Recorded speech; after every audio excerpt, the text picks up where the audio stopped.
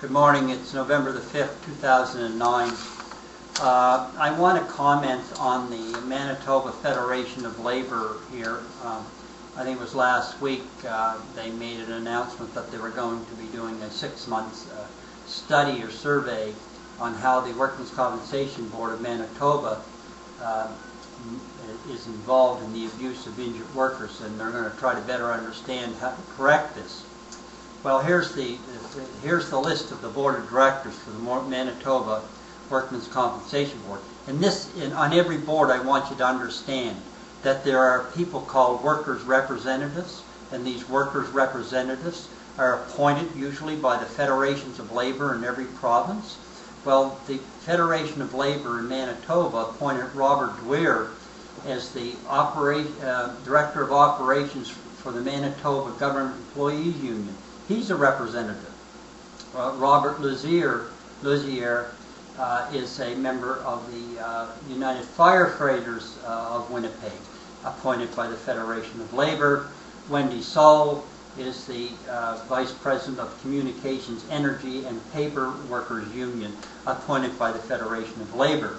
Up on the top here we have the Board of Directors Chairperson, which is Michael Weier, W-E-I-R-I-E-R, Weier, and he's a labor lawyer, well versed in labor laws. Probably was at one time an arbitrator or a negotiator for the unions.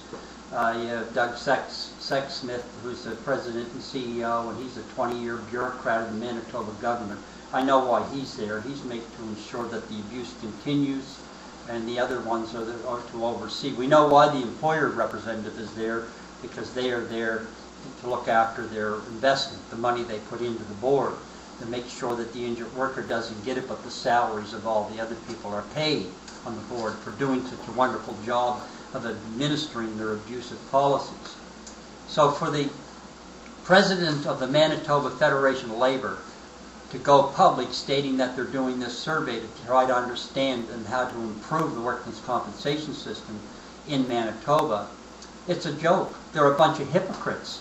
They have first-hand information. These people here that they appoint to sit on the board of directors rubber stamp the policies that are causing injured workers the problems. They oversee the threats and the intimidation of the caseworkers down below. And understand as well that those caseworkers are unionized, and they're unionized by the Manitoba Government Employees Union. Now, what we have here is unions. They have an incestuous relationship with the board. Okay. Their purpose is to screw the injured worker. So in actual fact, what we have is a fortress, the building itself, the Workmen's Compensation Building, and in that building we have the people in place who are protecting and standing guard for the business community and to ensure that injured workers are abused. That's exactly what it's all about. Unions are the key to the continuation of the abuse. So for the president of the Manitoba Federation of Labor to leave the impression with the general public that they are there to investigate and look into the abuse of injured workers is hogwash. They are on the board. They approve of the bad faith actions of this board. I want injured workers to start to go into their provincial Workmen's Compensation Board and look at who sits on the board of directors. Forget about the employers representative, because we know why they're there. But look at we have lawyers involved in it, we have doctors involved in it, and we have unions involved in it. So what we have here is a law on the books known as the Workmen's Compensation Act. It's a law legalizing abuse and intimidation. Unions are responsible for the bad faith actions of these boards. When an injured worker is terminated or cut off benefits and is put through the internal review process, here's what really happens.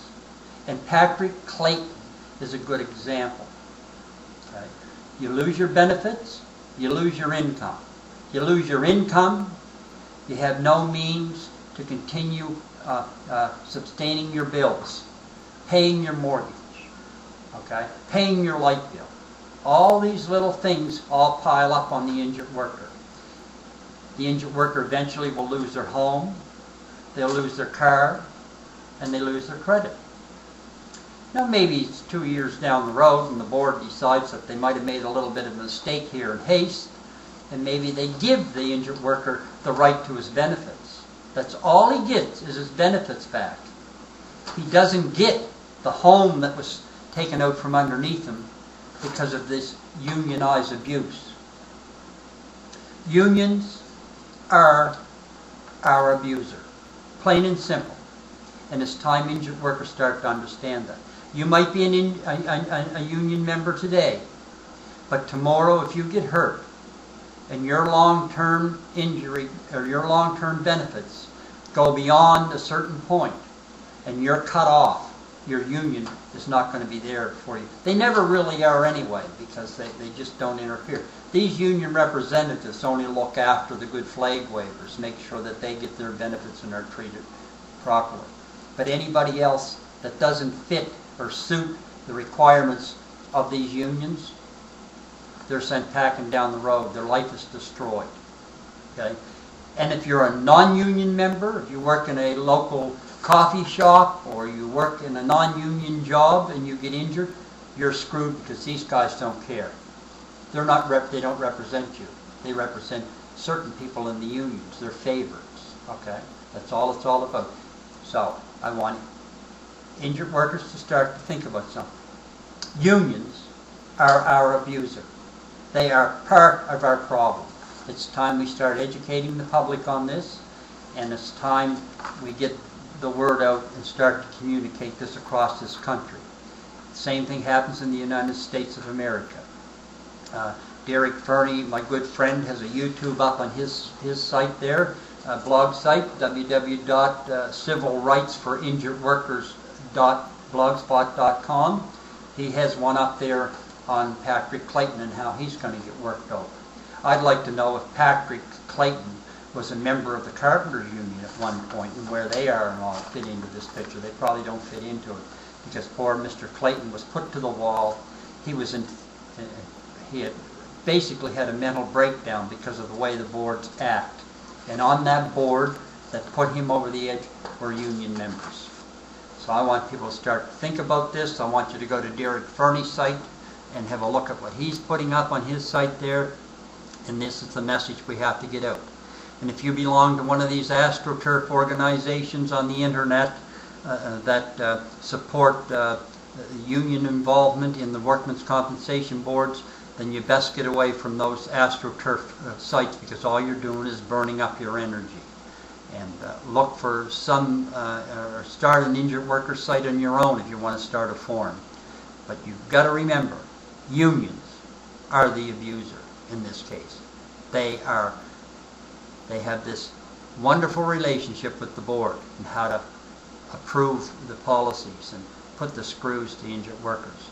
I mean, this lawyer that's sitting on this as chairperson of the Manitoba board, he probably, like I said earlier, was at one time doing negotiation work for unions and looking after their best interests.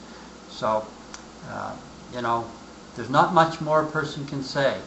It's time we woke up, time we smartened up. Thank you very much.